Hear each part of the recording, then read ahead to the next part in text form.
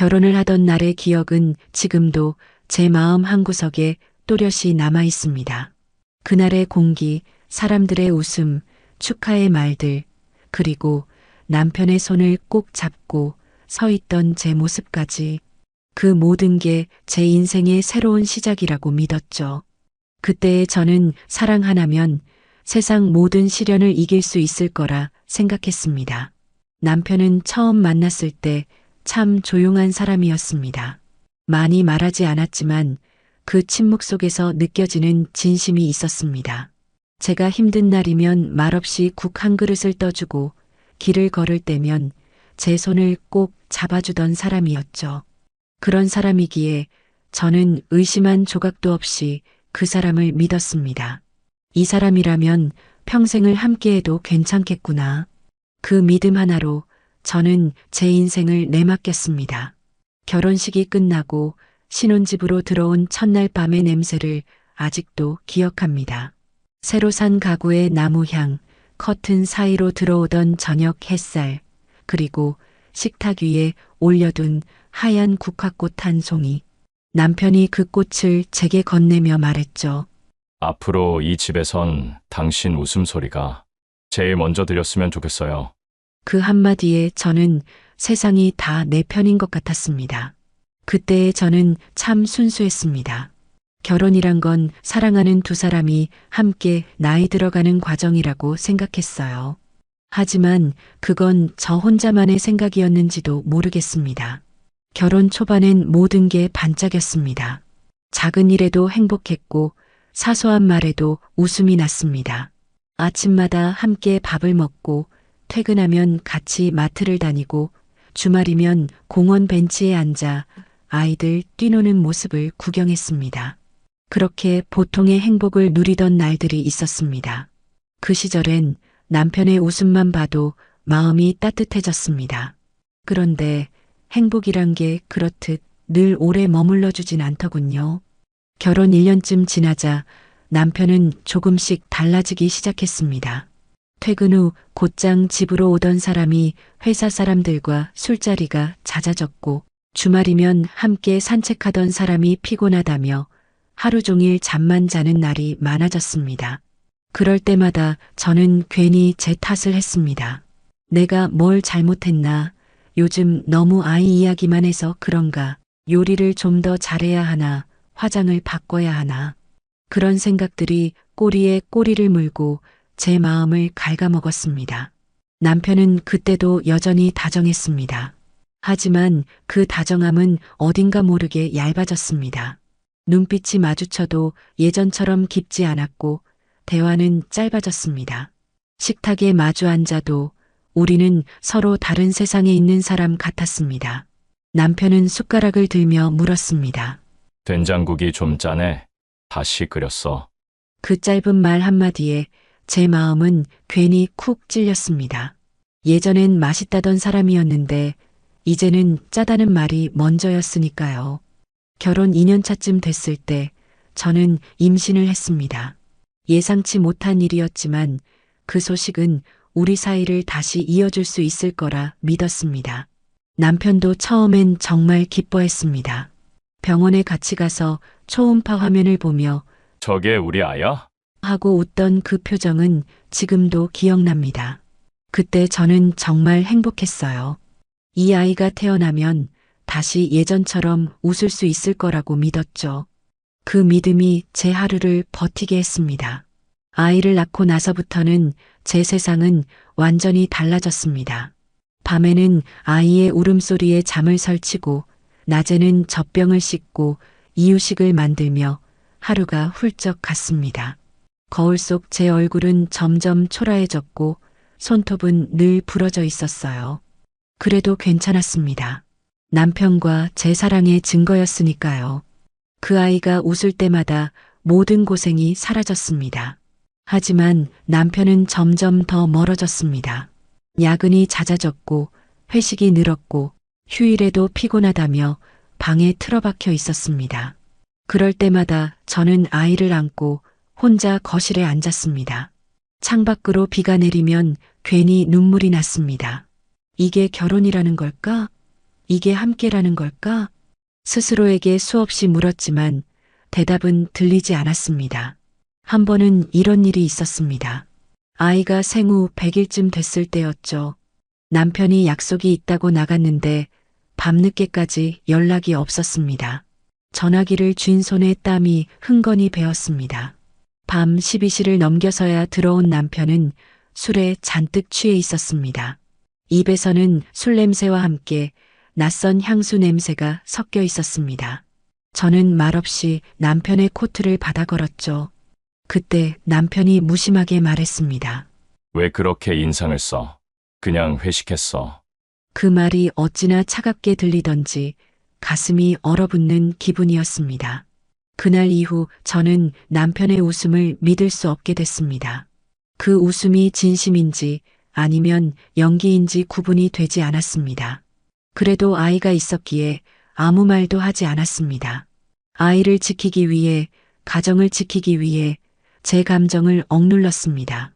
그러다 보니 웃는 법을 잊게 되더군요. 거울 앞에서 웃으려 해도 입꼬리만 올라가고 눈은 웃지 않았습니다. 그렇게 새해가 흘렀습니다.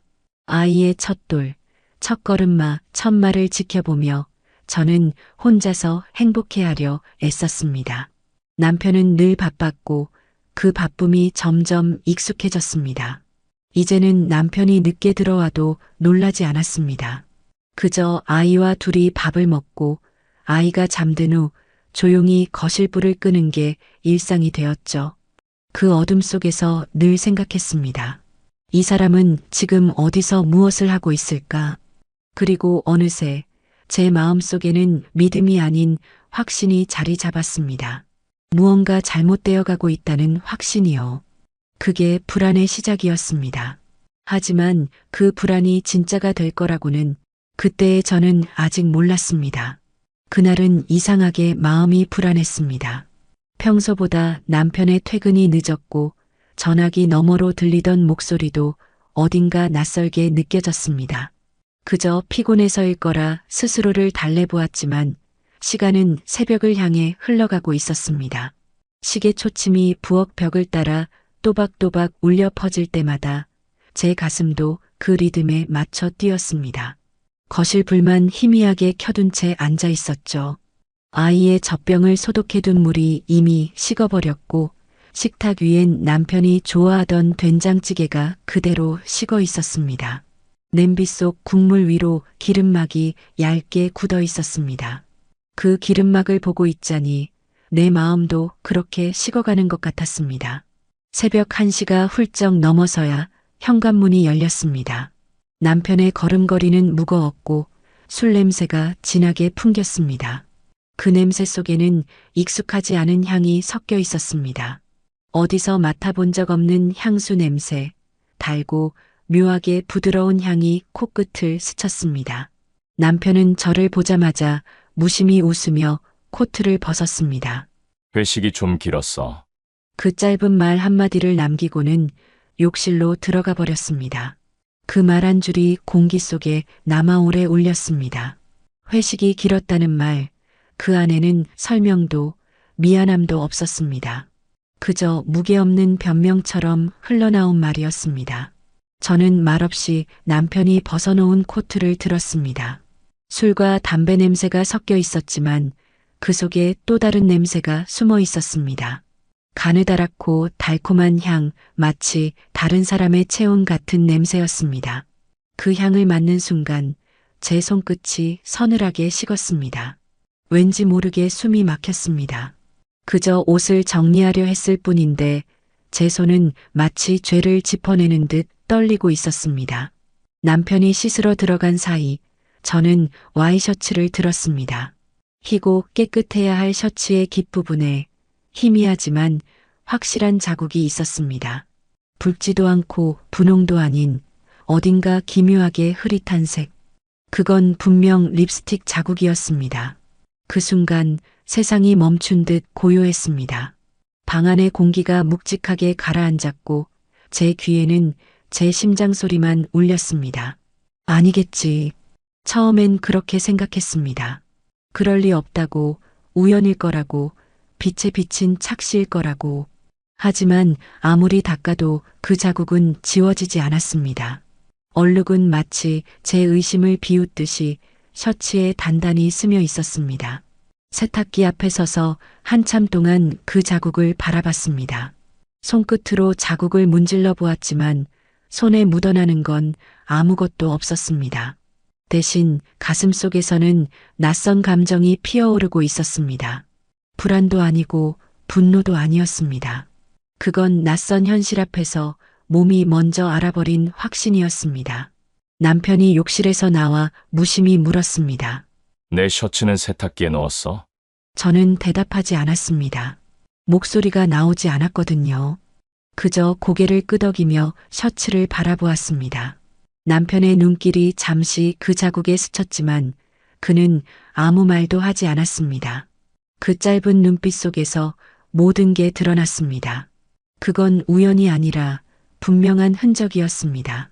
남편이 방으로 들어가 문을 닫는 소리가 들렸습니다. 그 소리 뒤로 남은 건 정적뿐이었습니다.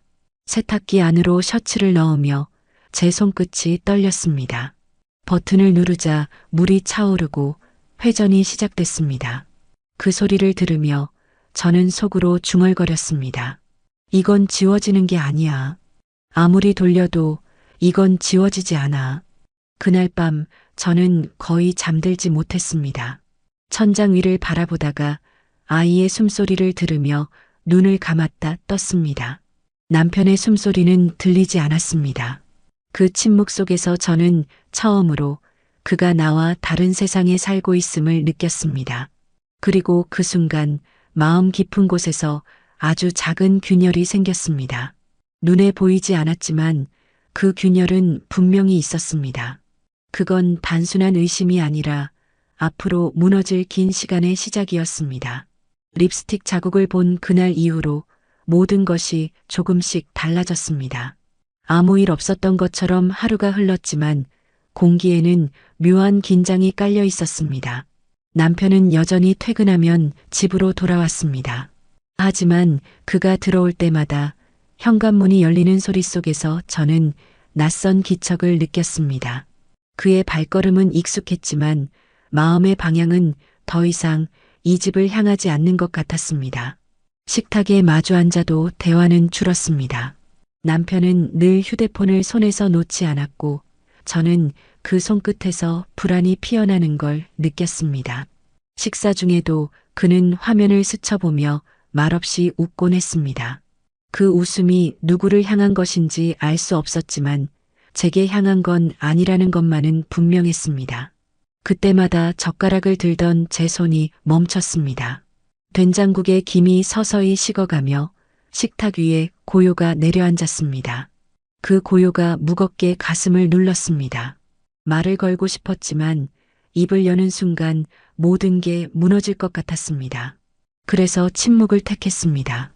침묵은 때로 가장 큰 비명이라는 걸 그때 처음 알았습니다.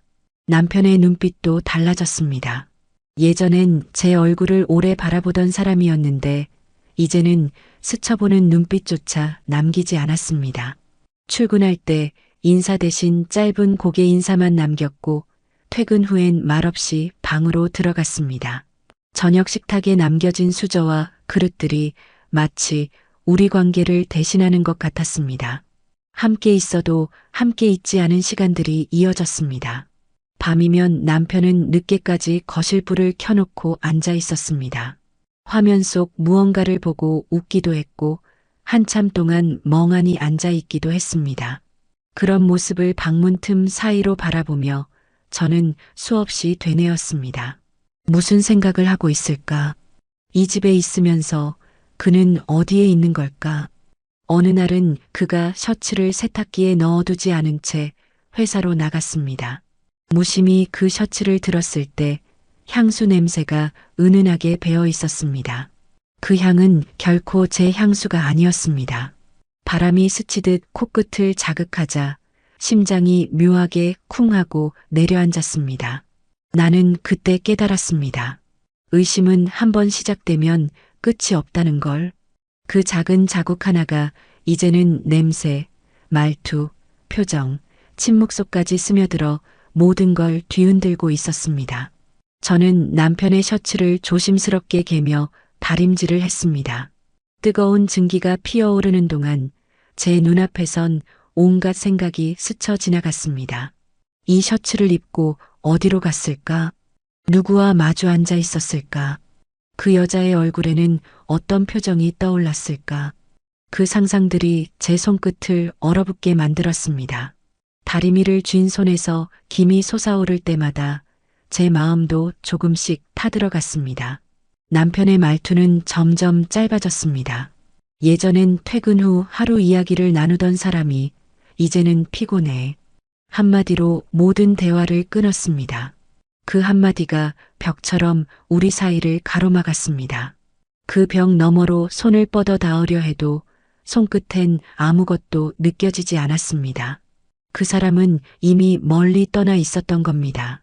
밤마다 남편의 숨소리를 들으며 누워 있어도 그 호흡이 내 곁에 있다는 느낌이 들지 않았습니다. 이불 아래 서로의 체온은 있었지만 마음의 온도는 이미 달랐습니다. 그 차가움이 서서히 퍼져나가면서 저는 점점 잠을 잃어갔습니다. 그 무렵부터 이상한 꿈을 꾸기 시작했습니다. 어딘가 모르게 낯선 여자의 목소리가 들리는 꿈이었죠. 남편을 부르는 부드러운 목소리, 그리고 남편이 그 소리에 미소 짓는 모습. 잠에서 깨어도 그 잔향이 남아 가슴을 짓눌렀습니다. 꿈인지 현실인지 모를 감정 속에서 저는 서서히 지쳐갔습니다. 하루는 저녁을 차려놓고 한참을 기다렸습니다. 시계의 초침이 몇 바퀴를 돌았는지도 모를 만큼 긴 시간이 흘렀습니다. 남편은 오지 않았습니다. 식탁 위에 반찬들이 하나둘 말라가기 시작했을 때 현관문이 열렸습니다. 남편은 아무 말 없이 들어와 가방을 내려놓더니 제게 눈길 한 번 주지 않은 채 방으로 향했습니다. 그 등 뒤를 바라보던 저는 어느새 손에 쥐고 있던 수저를 내려놓았습니다. 식탁 위에 떨어진 수저가 짧게 부딪히며 소리를 냈습니다. 그 소리가 유난히 크게 들렸습니다. 그리고 그 순간 남편이 문득 뒤돌아보며 말했습니다. 그렇게 쳐다보지 마. 그 한마디가 가슴을 깊게 파고들었습니다. 그 말 속엔 짜증도, 피로도, 그리고 차가운 단절의 의지가 섞여 있었습니다. 그저 잠시 시선을 준 것뿐이었는데 그는 그 시선조차 불편해했습니다. 그때 저는 확실히 알았습니다. 이 사람은 더 이상 나를 바라보지 않는다는 걸. 남편이 방으로 들어가 문을 닫자 거실엔 다시 정적이 내려앉았습니다. 그 정적 속에서 냄비 속 국물이 끓지도 식지도 않은 채 그대로 굳어 있었습니다. 저는 그 앞에 앉아 한참 동안 아무 말도 하지 않았습니다. 불안이란 게 이런 걸까요? 보이지 않지만 숨을 조이듯 천천히 몸 안을 잠식해 들어오는 것. 그날 이후 저는 매일 그 불안 속에서 살았습니다. 아무 일도 일어나지 않았는데 모든 게 이미 끝나버린 것 같은 하루하루를요. 그날은 유난히 바람이 차가웠습니다. 하늘이 잿빛으로 흐려 있었고 바람이 불 때마다 낙엽들이 허공을 맴돌다 발밑으로 쌓였습니다. 저는 잠시 친정에 다녀오기로 했습니다. 아이가 감기에 걸려 며칠째 잠을 설치고 있었기에 어머니가 아이를 보러 오라고 하셨습니다. 오랜만에 친정의 공기 속에서 잠시 마음이 풀렸습니다. 어머니는 여전히 제 얼굴만 봐도 무슨 일이 있는지 아셨죠. 요즘 얼굴이 많이 상했네. 그 한마디에 웃어 보였지만 웃음이 끝까지 올라가지 않았습니다. 그냥 괜찮다고만 했습니다. 그 말 속에 얼마나 많은 감정이 숨어 있었는지 아무에게도 들키고 싶지 않았습니다. 점심을 먹고 저녁 무렵 아이와 함께 다시 집으로 돌아가려 했습니다. 해가 기울고 하늘 끝이 붉게 물들 무렵이었죠. 남편은 그날도 퇴근이 늦을 거라고 문자를 보냈습니다. 그래서 더 이상 망설이지 않았습니다. 집에 돌아가 세탁을 하고 아이 재울 준비를 하려고 했습니다. 버스 창밖으로 보이는 도시의 불빛들이 하나둘 켜지고 차 안의 온기는 이상하리만큼 포근했습니다. 그런데도 마음 한켠이 서늘했습니다. 이유 모를 예감이었습니다. 별다른 근거도 없었지만 이상하게 마음이 가라앉았습니다. 아이는 제 무릎 위에서 잠들었고 저는 조용히 그의 머리를 쓰다듬으며 창밖을 바라봤습니다. 눈앞에 스치는 불빛들이 마치 빠르게 도망치는 기억 같았습니다. 집 앞에 도착했을 때 현관 불빛이 켜져 있었습니다. 그 시간에 불이 켜져 있다는 건 이상했습니다. 남편은 분명 아직 퇴근 전이라 했는데 제 손이 현관 손잡이에 닿는 순간 손끝이 미세하게 떨렸습니다. 심장이 가슴 안에서 크게 뛰었습니다. 혹시 전기를 끄고 나왔던가? 아니면 남편이 생각보다 일찍 왔나? 그 짧은 생각 사이로 왠지 모르게 두려움이 스며들었습니다. 조용히 문을 열었습니다. 불빛은 부엌까지 번져 있었고 공기엔 낯선 향기가 섞여 있었습니다. 집안의 냄새가 아니었습니다. 달고 부드러운 향, 화장품 냄새 같기도 하고 향수 같기도 했습니다. 그 향이 코끝을 스치는 순간 제 몸은 그대로 굳어버렸습니다. 신발장 앞에 시선이 멈췄습니다. 거기 제가 한 번도 본 적 없는 구두 한 켤레가 가지런히 놓여 있었습니다. 굽이 높지도 않고 반짝이는 장식이 달린 검은색 구두. 남편의 구두 옆에 너무 자연스럽게 자리하고 있었습니다. 마치 오랜 시간 그 자리에 있어 왔던 것처럼. 그 순간 제 머릿속에서 무언가 끊어지는 소리가 났습니다. 심장이 가라앉고 손끝이 하얗게 질렸습니다. 온몸이 얼어붙은 듯 움직일 수 없었습니다. 눈앞의 구두가 마치 살아있는 것처럼 또렷이 보였습니다. 그건 단순한 물건이 아니었습니다. 그건 증거였습니다. 그동안 내가 외면해온 진실의 형태였습니다. 무엇인가를 확인해야 할 것 같았습니다. 하지만 발이 떨어지지 않았습니다. 문 안으로 들어서면 다시는 되돌릴 수 없을 것 같았습니다. 그 문 안에는 내가 몰랐던 남편의 또 다른 세상이 있을지도 모른다는 생각이 들었습니다. 공기가 점점 차가워졌고 심장은 미친 듯이 요동쳤습니다. 그때 방 안에서 낮은 웃음소리가 새어나왔습니다. 낯선 여자 목소리였습니다. 짧고 가볍게 튀어나온 그 웃음 한 조각이 세상의 모든 소음을 삼켜버렸습니다. 그 순간 저는 도망치듯 현관문을 닫았습니다. 손잡이를 붙잡은 채 한참을 숨을 고르지 못했습니다. 손끝이 차갑게 젖어 있었습니다. 눈물이 흘러내리는지도 몰랐습니다. 이제야 알겠다. 이건 의심이 아니라 확신이다. 그 생각이 머릿속을 지나갈 때 세상이 너무도 낯설게 느껴졌습니다. 몸이 저절로 움직였습니다. 뒤돌아 계단을 내려가며 제 발소리가 낯설게 들렸습니다. 누군가의 집이 아니라 이제는 나와 상관없는 낯선 곳을 떠나는 기분이었습니다. 문 밖으로 나서자 바람이 세게 불었습니다. 밤 공기가 얼굴을 때렸지만 아무 감각이 느껴지지 않았습니다. 가슴이 공허했습니다. 택시를 잡아타고 다시 친정으로 향했습니다. 차창에 비친 제 얼굴은 창백했습니다. 입술이 바짝 말라 있었고 눈동자엔 빛이 없었습니다. 손끝을 쥐었다 폈다 반복하며 마음을 붙잡으려 했습니다. 그러나 손 안에는 아무것도 잡히지 않았습니다. 친정집 앞에 도착했을 때 문 앞에 불이 아직 켜져 있었습니다. 문을 열자 어머니가 놀란 얼굴로 저를 바라봤습니다. 왜 이렇게 일찍 왔어? 무슨 일 있었니? 그 말에 저는 그저 짧게 대답했습니다. 그냥 집에 사람이 있었어요. 그 한마디를 내뱉자 목구멍이 막히는 듯 숨이 멎었습니다. 그 한 줄에 모든 것이 담겨 있었습니다. 확신, 배신, 그리고 돌아갈 수 없는 거리. 그날 밤 저는 방 한구석에서 이불을 덮은 채 잠을 이루지 못했습니다. 눈을 감아도 신발장의 구두가 눈앞에 선명했습니다.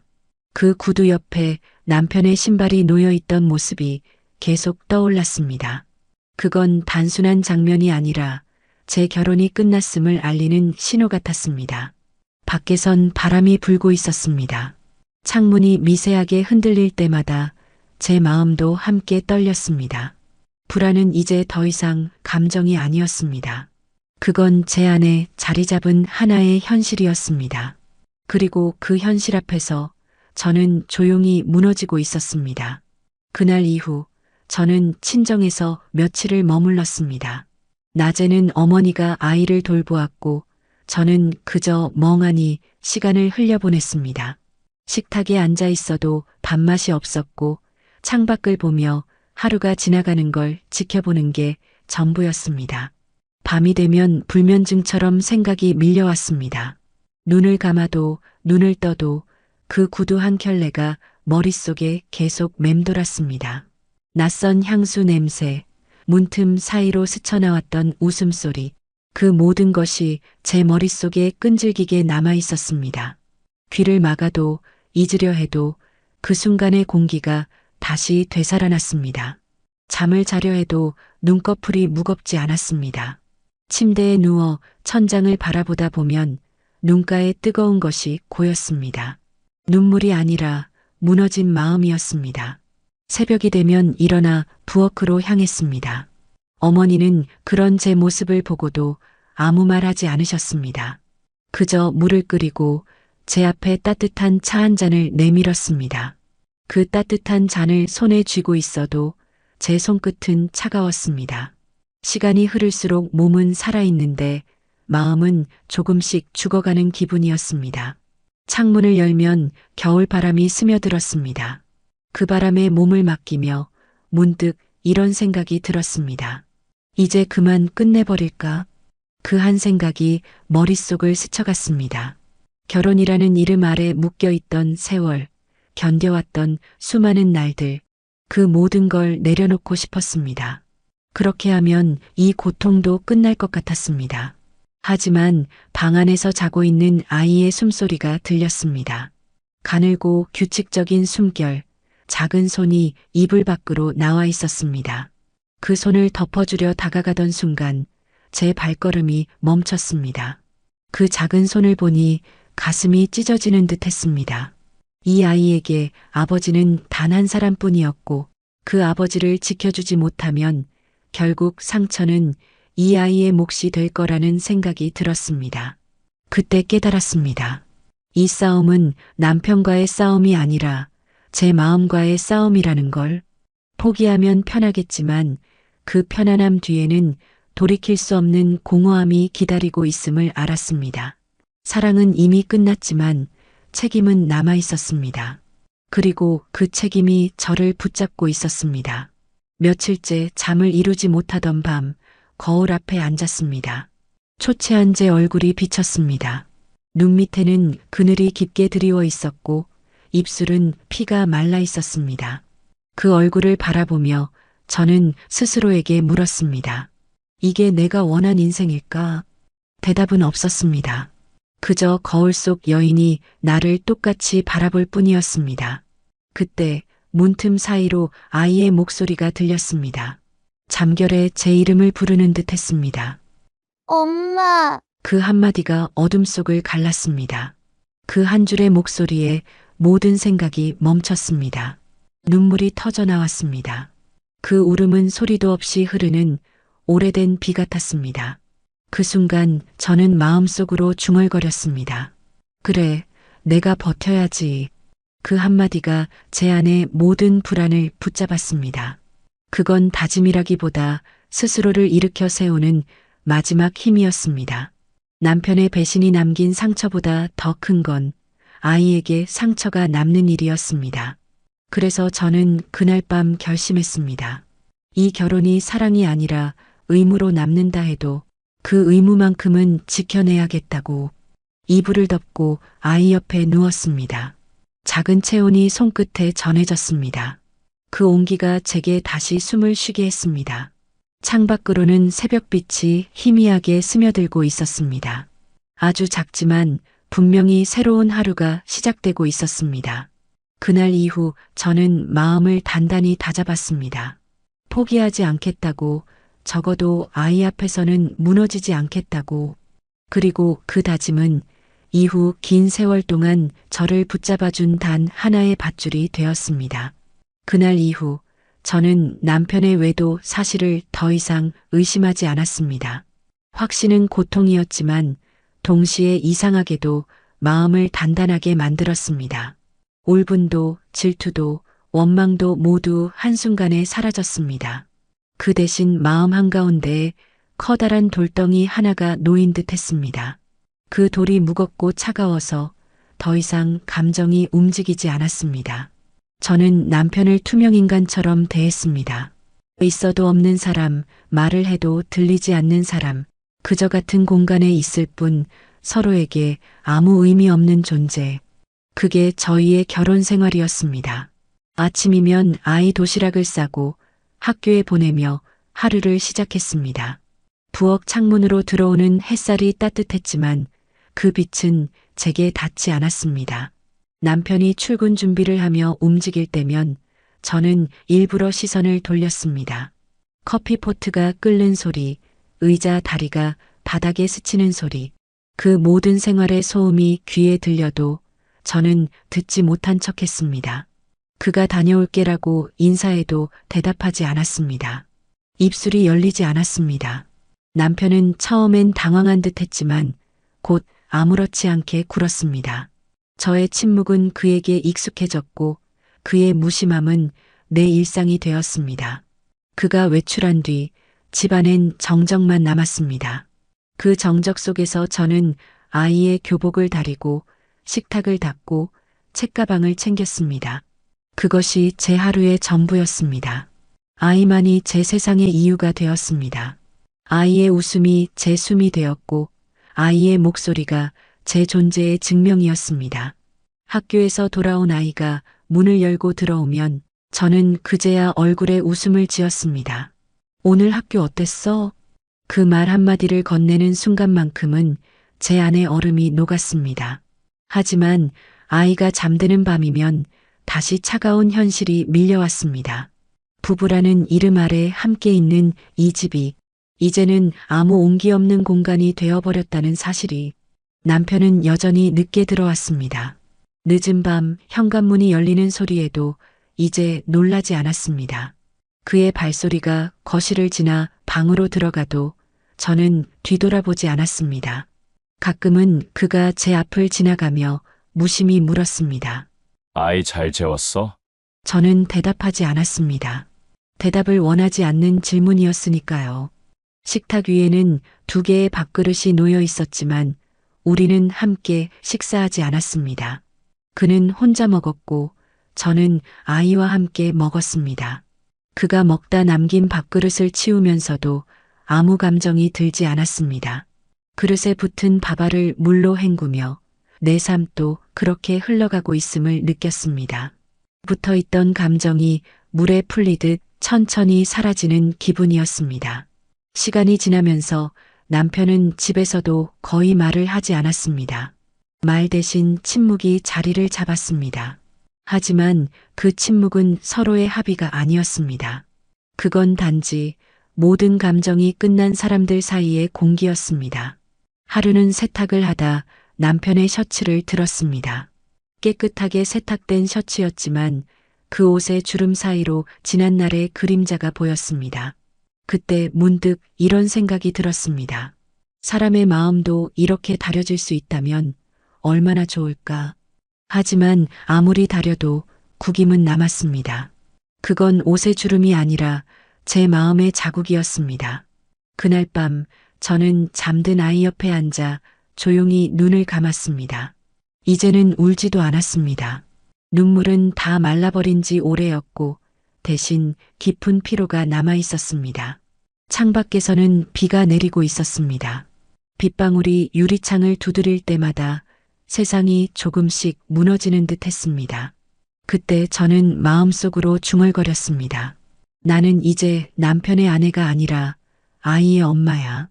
그 한마디가 제 모든 마음을 정리해 주었습니다. 그 말 이후로 저는 완전히 달라졌습니다. 남편이 있어도 보이지 않았고 남편의 목소리가 들려도 들리지 않았습니다. 그는 이제 제 삶의 한 장면이 아니라 그저 지나가는 배경이었습니다. 그렇게 몇 해가 흘렀습니다. 남편은 여전히 바깥 세상에서 무언가를 쫓고 있었고, 저는 여전히 집안에서 아이를 위해 하루를 쌓고 있었습니다. 남편의 그림자가 짙어질수록 아이의 웃음은 제게 빛이 되었습니다. 그 빛이 없었다면 저는 이미 무너졌을지도 모릅니다. 저는 더 이상 사랑을 믿지 않았습니다. 하지만 아이를 안을 때마다 여전히 따뜻함을 느꼈습니다. 그 온기 덕분에 저는 살아 있었습니다. 남편은 내 옆에 있었지만 내 삶에는 없었습니다. 그렇게 저는 오직 아이만을 바라보며 아무 일도 없는 듯 하루를 버텼습니다. 그렇게 30년이라는 세월이 흘렀습니다. 시간은 잔인할 만큼 빠르게 흘러갔고 그 긴 세월 동안 저는 단 한 번도 남편에게 마음을 열지 않았습니다. 같은 집에 살면서도 서로의 존재를 느끼지 못한 채 하루하루를 흘려보냈습니다. 남편은 여전히 바깥 세상에서 살았고 저는 집안에서 아이를 키우며 살았습니다. 아이들은 자라 대학에 가고 하나둘씩 독립했습니다. 집안은 점점 조용해졌습니다. 텅 빈 거실에 홀로 앉아 있으면 냉장고 돌아가는 소리만이 시간을 알렸습니다. 세월은 남편의 어깨를 굳게 만들었습니다.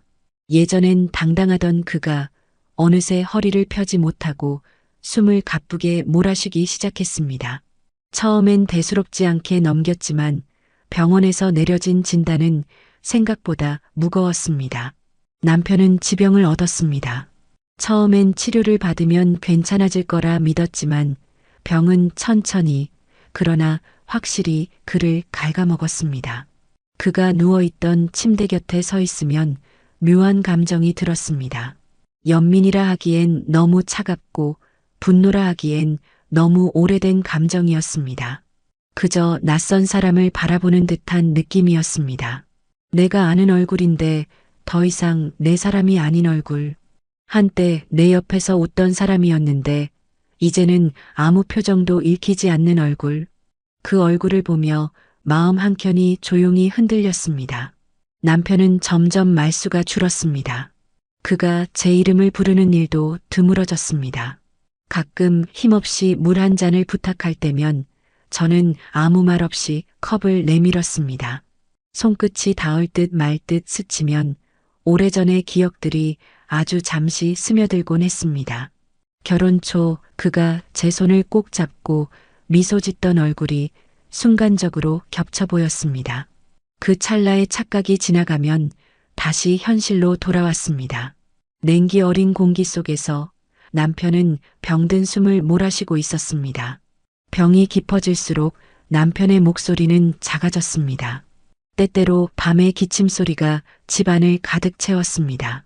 그 소리를 들으며 저는 가만히 눈을 감았습니다. 그 소리가 고통스럽게 느껴지기도 했고 이상하게도 익숙했습니다. 그 고통조차 이제는 생활의 일부처럼 느껴졌습니다. 그런 자신이 서글펐습니다. 하루는 병원에서 의사가 조심스럽게 말했습니다. 남편의 병이 생각보다 오래 버티기 어렵다고. 그 말을 듣는 순간 가슴이 아주 작게 쿵 하고 내려앉았습니다. 놀라움도 슬픔도 아닌 묘한 감정이었습니다. 이제 정말 끝이 오는구나. 그 생각이 들자 마음이 이상하게 고요해졌습니다. 그날 밤 병실의 불이 희미하게 꺼지고 남편이 조용히 누워 있었습니다. 창문 너머로 도시의 불빛이 점처럼 반짝였고 그 빛이 남편의 얼굴 위에 희미하게 내려앉았습니다. 그 얼굴을 바라보며 저는 오래전의 기억을 떠올렸습니다. 결혼식 날 신부 대기실 문 앞에서 웃던 그의 얼굴, 퇴근 후 밤 냄새가 난다며 웃던 그 표정, 그 모든 장면이 한꺼번에 밀려들었습니다. 시간이 그 모든 걸 지워버렸다고 생각했지만 완전히 지워지진 않았던 모양입니다. 그 흔적들이 내 마음 구석 어딘가에서 여전히 숨쉬고 있었던 겁니다. 남편의 손이 천천히 떨렸습니다. 저는 말없이 자리에서 일어나 그 손 위에 내 손을 얹었습니다. 차갑지도 따뜻하지도 않은 온도. 그 손을 잡는 동안 아무 말도 하지 않았습니다. 그저 오래된 정적이 두 사람 사이를 감쌌습니다. 잠시 후 남편이 힘겹게 눈을 떴습니다. 입술이 미세하게 움직였고 거의 들리지 않을 만큼 낮은 목소리로 말했습니다. 미안하다. 그 한마디가 공기 속에 흩어졌습니다. 그 말이 닿는 순간 가슴 속에서 오래 잠들어 있던 무언가가 미세하게 흔들렸습니다. 30년 동안 억눌러온 감정이 아주 잠깐 한 줄기 바람처럼 스쳤습니다. 눈물이 떨어지진 않았습니다. 하지만 그날 밤 마음 한구석이 조용히 무너져 내렸습니다. 남편이 잠든 뒤에도 저는 한참 동안 병실 창가에 서 있었습니다. 창밖에는 여전히 불빛들이 반짝이고 있었습니다. 그 불빛들 사이로 흘러가는 차들의 불빛이 마치 세월 같았습니다.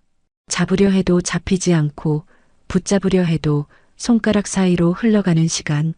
그 시간을 붙잡으려 하지 않은 게 어쩌면 제 삶의 가장 큰 후회였는지도 모릅니다. 하지만 그 밤 처음으로 남편의 숨소리가 고요히 들렸습니다. 그 고요함이 낯설지 않았습니다. 그건 분명히 오랜 세월의 끝에서 찾아온 평화 같았습니다. 그리고 저는 조용히 속삭이듯 마음속으로 되뇌었습니다. 이제는 미워하지 않아도 되겠지. 남편의 병세는 급격히 나빠졌습니다. 하루가 다르게 얼굴이 말라갔고 숨소리는 짧고 거칠어졌습니다. 병실의 공기는 늘 무겁고 건조했습니다. 창밖에는 겨울 햇살이 비쳤지만 그 빛조차 남편의 얼굴 위에서는 희미하게 식어갔습니다. 의사는 이제 오래 버티기 어렵다고 말했습니다. 그 말을 들었을 때도 저는 아무 표정이 없었습니다. 눈물도 놀라움도 없었습니다. 그저 오래전부터 알고 있었던 결말을 마주한 듯 조용히 고개를 끄덕였을 뿐이었습니다. 남편은 점점 말을 잃어갔습니다. 하루 대부분을 누워 눈을 감고 있었고 깨어 있을 때조차 입술을 떨며 무언가를 말하려다 멈추곤 했습니다. 그의 눈빛 속에는 두려움이 깃들어 있었습니다. 그 두려움이 무엇을 향한 것인지 저는 굳이 묻지 않았습니다. 이제 그와 나 사이엔 더 이상 물을 것도 대답할 것도 남지 않았으니까요. 병실을 오가던 사람들은 점점 줄어들었습니다. 지인들도 회사 사람들도 심지어 아이들조차 바쁜 일상 속에서 자주 오지 못했습니다. 결국 마지막까지 남은 건 저뿐이었습니다. 아이를 위해 그리고 스스로의 의무감 때문에 저는 그 옆을 지켰습니다. 사랑 때문이 아니라 책임 때문이었습니다. 남편은 어느 날 갑자기 눈을 떴습니다. 기침을 몇 번 하더니 마치 마지막 힘을 짜내듯 제 손을 찾았습니다. 그 손은 이미 뼈처럼 가늘고 차가웠습니다. 저는 잠시 망설이다가 천천히 손끝을 얹었습니다. 남편의 손이 내 손을 감싸쥐었습니다. 그 순간 오래전 잊었던 온기가 손끝을 스쳤습니다. 그가 힘겹게 입을 열었습니다. 목소리는 거의 들리지 않았지만 분명히 말했습니다. 정말 미안했어. 그 한마디가 공기 속으로 흩어졌습니다. 병실의 정적이 무겁게 내려앉았습니다. 그 말이 닿았을 때 제 안에서 오래 잠들어 있던 감정들이 미세하게 흔들렸습니다. 분노와 슬픔이 한꺼번에 올라왔지만 그중 어느 것도 입 밖으로 나오지 않았습니다. 저는 그저 남편을 바라봤습니다. 그의 눈빛이 떨리며 제 얼굴을 더듬었습니다. 용서를 구하는 시선이었지만 제 입술은 끝내 닫혀 있었습니다. 용서는 단어로 되는 게 아니었습니다. 그가 부순 세월은 그 한마디로는 메워지지 않았습니다. 남편의 손끝이 서서히 풀렸습니다. 숨소리가 점점 약해졌고 가슴이 오르내리는 폭이 점점 좁아졌습니다. 기계음이 일정하게 울리다가 이내 고요해졌습니다. 그 순간에도 저는 눈을 감지 않았습니다. 그저 천천히 남편의 얼굴을 바라보았습니다. 마치 아주 긴 악몽이 끝나는 것을 확인하듯 조용히 그를 보았습니다. 눈앞의 얼굴은 더 이상 내가 알던 남편이 아니었습니다. 그는 이제 지난 세월 동안 나를 괴롭혔던 그림자이자 동시에 내 인생의 한 조각이었습니다. 사랑했던 기억도 미워했던 감정도 모두 낡은 먼지처럼 흩어졌습니다. 오직 침묵만이 남았습니다. 창문 밖에서는 눈이 내리고 있었습니다. 하얀 눈송이들이 천천히 내려와 병실 창가에 닿았다가 녹았습니다. 그 녹는 소리조차 들리는 듯 고요한 순간이었습니다. 남편의 얼굴에 이불을 덮어주며 저는 한 걸음 물러섰습니다. 손끝이 미세하게 떨렸지만 울음은 나오지 않았습니다. 눈물은 이미 오래전에 말라버렸습니다. 그날 병실을 나서며 복도 끝 창문으로 들어온 빛이 눈부셨습니다. 눈부시다는 생각조차 오랜만이었습니다. 그 빛 아래서 저는 처음으로 마음속으로 이런 생각을 했습니다. 이제 정말 끝이구나. 그 한 생각에 가슴이 텅 비었습니다. 사람이 떠나면 그 자리가 허전해야 하는데 저는 아무 감정이 없었습니다. 마치 무거운 돌덩이가 사라진 자리에 커다란 구멍만 남은 듯 했습니다. 그 구멍 안으로 차가운 바람이 스며들었습니다. 그 바람이 눈을 시리게 했지만 울지 않았습니다. 남편의 죽음은 슬픔이 아니었습니다. 그건 그저 긴 세월의 끝, 마침표 같은 것이었습니다. 이제야 모든 게 조용해졌습니다. 이제야 진짜로 고요했습니다. 남편의 장례는 조용히 시작되었습니다. 하얀 국화꽃 냄새가 장례식장 안을 가득 채웠습니다. 향 냄새가 코끝을 맴돌았고 조문객들의 낮은 목소리가 공기 속을 흘렀습니다. 검은 천으로 덮인 영정사진 속 남편은 생전보다 훨씬 평온해 보였습니다. 그 얼굴을 바라보며 나는 아무런 감정이 들지 않았습니다. 그저 이 모든 절차가 하나의 의무처럼 느껴졌습니다. 사람들은 고생 많으셨어요. 라며 내 손을 잡았고 나는 그저 고개를 끄덕일 뿐이었습니다. 그들의 위로는 공허했고 그들의 눈빛 속 연민은 나에게 닿지 않았습니다. 이미 오래전부터 남편과의 모든 감정은 끝이 났으니까요. 나는 다만 이 시간조차 지나가길 기다리고 있었습니다. 하지만 그 평온은 오래가지 않았습니다. 장례식 이틀째 문 밖에서 낮게 웅성거리는 소리가 들렸습니다. 누군가가 조심스럽게 들어왔습니다. 그 여자는 낯선 얼굴이었습니다. 검은 코트를 입고 있었지만 자세에는 묘한 자신감이 묻어 있었습니다. 눈빛은 어딘가 불안하면서도 동시에 굳은 결심이 서 있는 듯 했습니다. 그녀는 주변을 둘러보다가 곧장 내 쪽으로 걸어왔습니다. 발소리가 정적을 깨며 울렸습니다.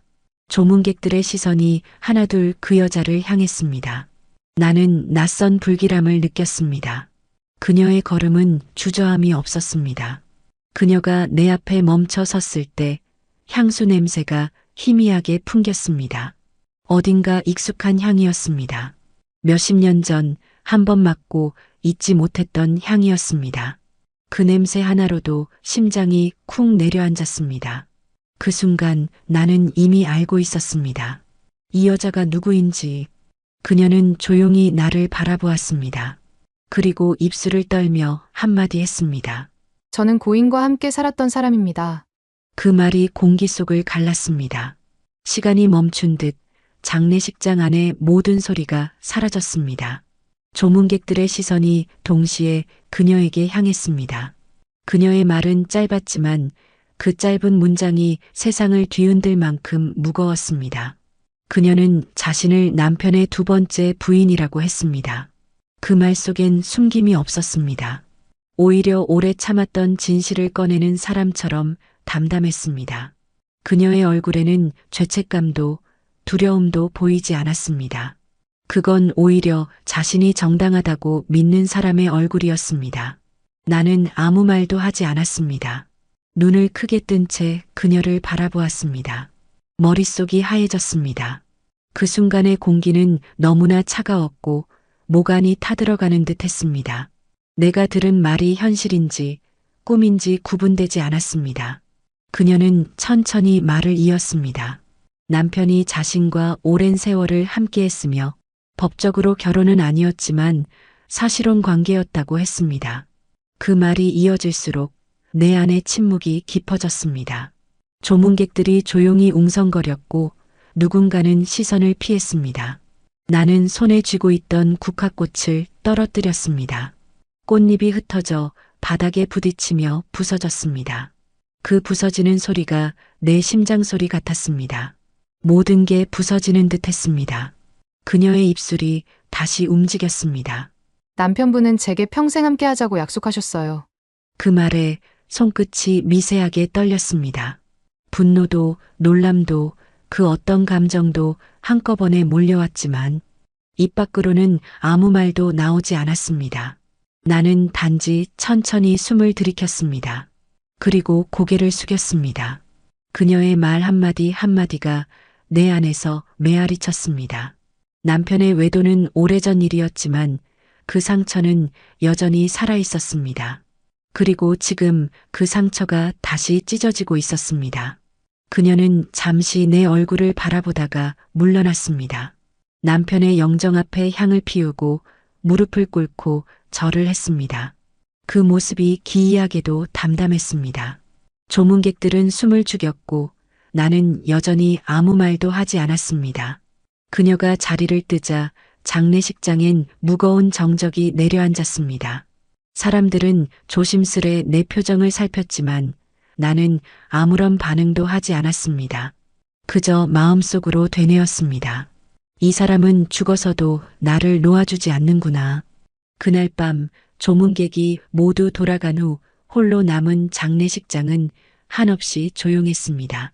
촛불이 바람에 흔들리며 불빛이 남편의 영정 위에서 미세하게 떨렸습니다. 나는 그 앞에 앉아 오랫동안 그 불빛을 바라보았습니다. 이제는 미워할 수도 용서할 수도 없었습니다. 그저 공허했습니다. 장례가 끝나자 남편의 영정 사진은 조용히 치워졌습니다. 향 냄새가 사라진 자리에 묘한 공허가 남았습니다. 하지만 그 공허가 가시기도 전에 또 다른 그림자가 찾아왔습니다. 며칠 후 현관문을 두드리는 소리가 났습니다. 문을 열자 장례식장에서 봤던 그 여자가 서 있었습니다. 검은 옷차림은 그대로였지만 이번엔 슬픔 대신 낯선 냉기가 서려 있었습니다. 그녀의 눈빛에는 주저함이 없었습니다. 이미 결심이 선 얼굴이었습니다. 그녀는 거실에 들어오자마자 곧장 본론을 꺼냈습니다. 남편과 자신은 오래된 인연이며 법적으로는 결혼하지 않았지만 사실혼 관계였다고, 따라서 남편의 재산에 대한 권리가 자신에게도 있다고 말했습니다. 그 말투에는 죄책감도 부끄러움도 없었습니다. 오히려 오랜 기다림 끝에 마땅한 몫을 찾으러 온 사람의 태도였습니다. 나는 잠시 그녀를 바라보았습니다. 그 얼굴을 찬찬히 살폈습니다. 화장은 단정했고 손에는 고급스러운 가죽 가방이 들려 있었습니다. 그 가방 속에는 아마 변호사의 명함이 들어있을 겁니다. 그녀의 시선엔 이미 승산을 확신하는 여유가 스며 있었습니다. 그녀는 서류 봉투를 꺼내 테이블 위에 올려두며 말했습니다. 남편의 재산 분할을 요구한다고. 그 말이 끝나자 나는 천천히 숨을 들이켰습니다. 그리고 아무 감정도 섞이지 않은 목소리로 대답했습니다. 그건 불가능합니다. 그녀는 눈썹을 찡그리며 내 표정을 살폈습니다. 잠시 후 웃음을 흘리며 말했습니다. 그럼 법적으로 해결하겠다고, 자신은 정당한 권리를 찾을 뿐이라고. 그 말은 마치 예고된 전쟁 선포처럼 차갑게 울렸습니다. 나는 고개를 끄덕였습니다. 그녀의 시선이 내 표정에서 어떤 흔들림이라도 찾으려 했지만 내 얼굴엔 아무런 미세한 변화도 없었습니다. 그저 조용히 커피잔을 들어 한 모금 마셨습니다. 잔이 탁자에 내려앉는 소리만이 공기 속에 울렸습니다. 그녀는 불쾌하다는 듯 자리에서 일어나며 말했습니다. 자신의 변호사를 통해 곧 고소장을 보내겠다고. 나는 고개를 들어 그녀를 똑바로 바라보았습니다. 그리고 단 한마디 했습니다. 하고 싶은 대로 하세요. 그 한마디에 그녀의 얼굴빛이 굳었습니다. 그 표정 속에는 이해할 수 없는 당혹감이 섞여 있었습니다. 그녀는 내가 두려워할 거라 생각했겠죠.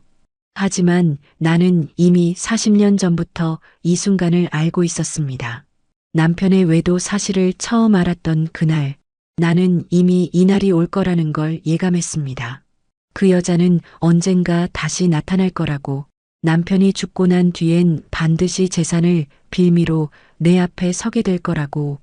그래서 나는 오래전부터 준비를 시작했습니다.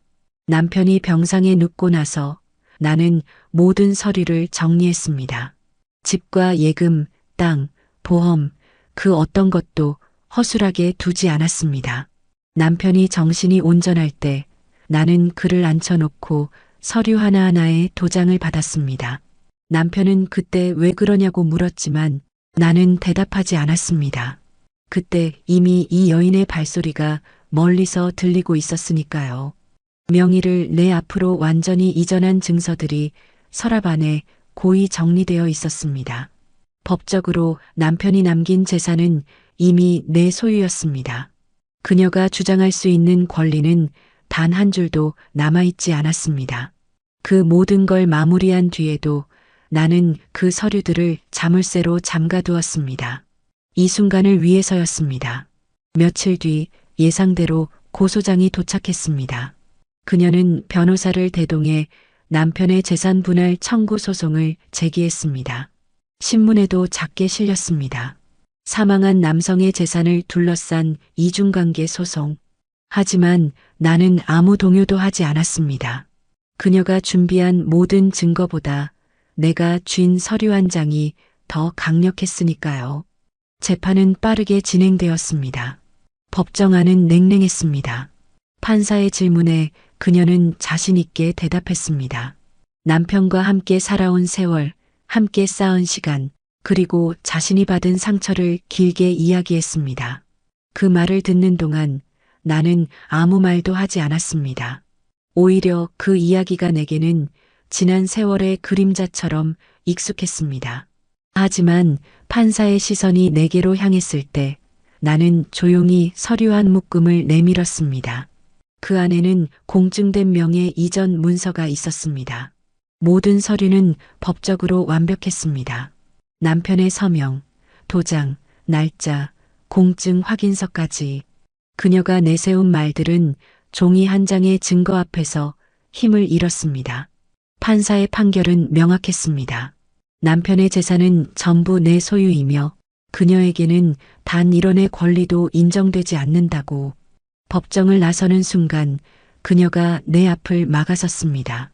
그 눈빛에는 분노와 절망이 뒤섞여 있었습니다. 무언가를 말하려다 입술이 떨렸습니다. 그때 나는 그녀를 똑바로 바라보며 속삭이듯 말했습니다. 이건 오늘 벌어진 일이 아닙니다. 나는 이미 40년 전 당신이 올 줄 알고 기다렸어요. 그 말이 끝나자 그녀의 눈빛이 흔들렸습니다. 손에 쥐고 있던 가방이 바닥으로 떨어졌습니다. 그녀는 주저앉아 아무 말도 하지 못했습니다.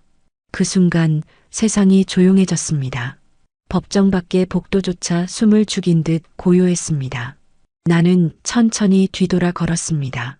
긴 세월 동안 쌓인 억울함과 고통이 그날 처음으로 조금씩 가벼워지는 것을 느꼈습니다. 복수라는 단어조차 필요 없는 순간이었습니다. 그저 예견된 결말이 도착했을 뿐이었습니다. 밖으로 나서자 하늘에 비가 내리고 있었습니다. 차가운 빗방울이 얼굴을 스쳤지만 이상하게도 마음은 평온했습니다. 나는 오래전 신발장 앞에서 낯선 구두를 봤던 그날을 떠올렸습니다.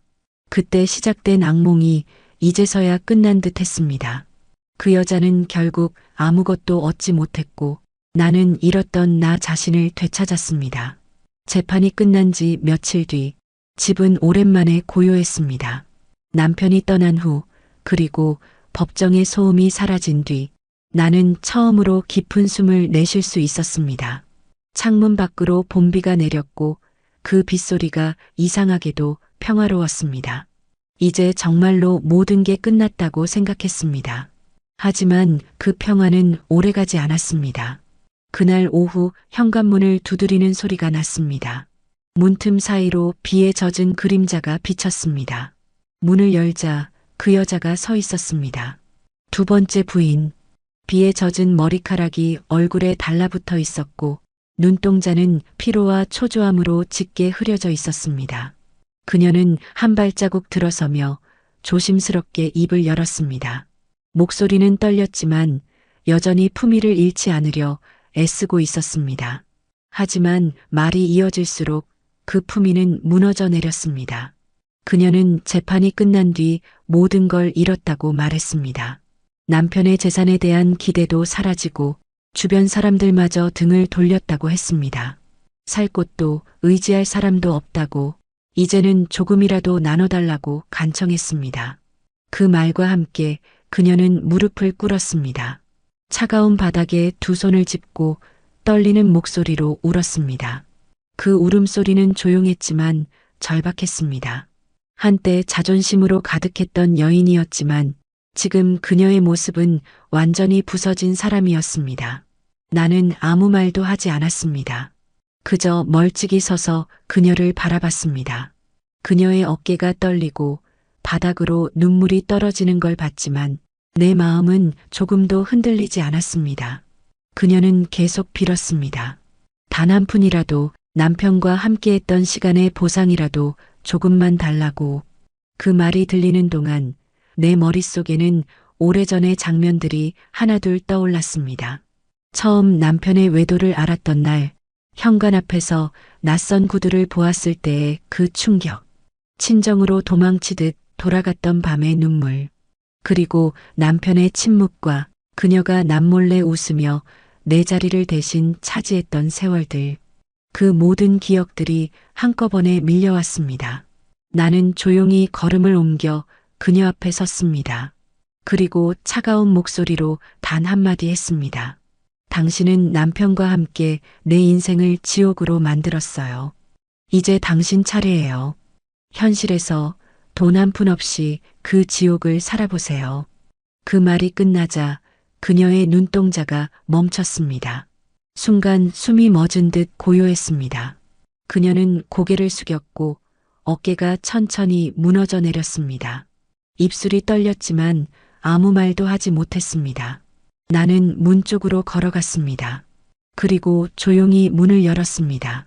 문틈 사이로 차가운 바람이 스며들었고 빗물이 바닥에 떨어지며 작은 소리를 냈습니다.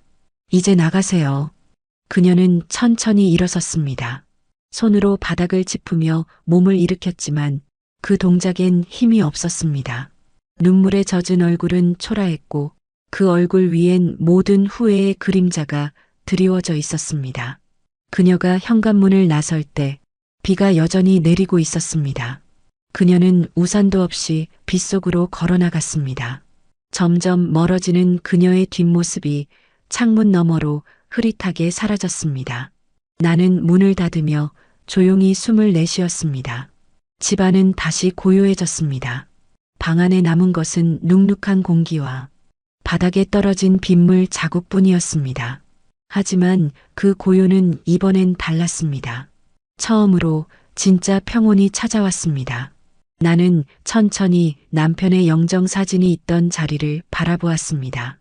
사진은 이미 치워졌지만 그 자리에 희미한 자국이 남아 있었습니다.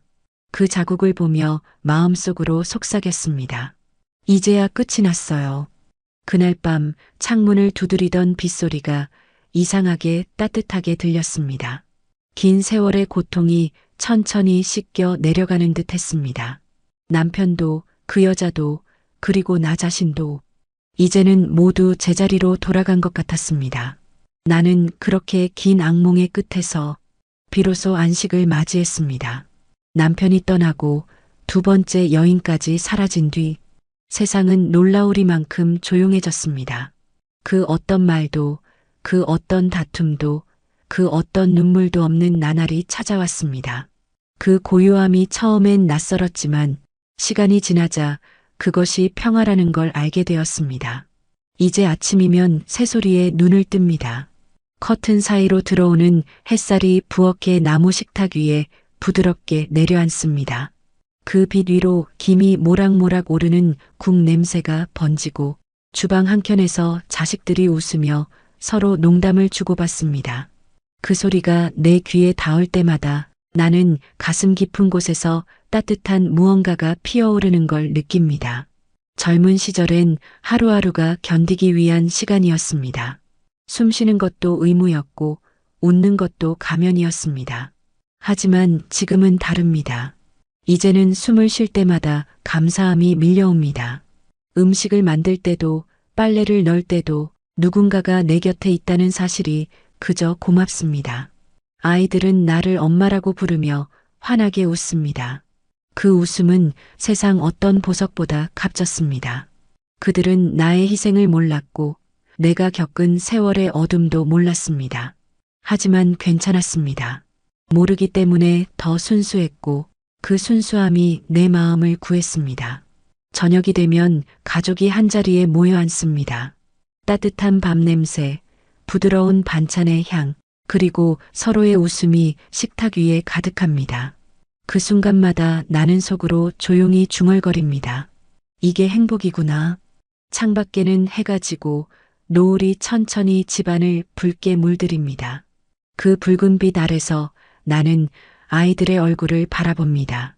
그 얼굴에는 남편의 흔적이 조금씩 남아 있습니다. 한때 그 흔적이 보기 싫어 눈을 피했던 날도 있었지만 이제는 그렇지 않습니다. 그 흔적마저도 내 인생의 일부로 받아들일 수 있게 되었습니다. 남편과의 결혼 생활은 지옥이었습니다. 하지만 그 지옥 속에서도 피어난 생명들이 나를 살렸습니다. 아이들이 내게 준 건 단순한 위로가 아니라 내가 다시 사람으로 설 수 있게 한 희망이었습니다. 나는 이제 과거를 원망하지 않습니다. 모든 고통이 나를 이 자리로 데려다 준 길이었음을 알기에 그 길조차도 감사할 수 있습니다. 인생의 가장 깊은 상처 위에서 가장 단단한 행복이 피어난다는 걸 이제야 압니다. 밤이 찾아오면 나는 여전히 남편의 영정이 있었던 자리를 바라봅니다. 그 자리는 이제 비어 있지만 그 자리를 바라보는 내 마음은 더 이상 차갑지 않습니다.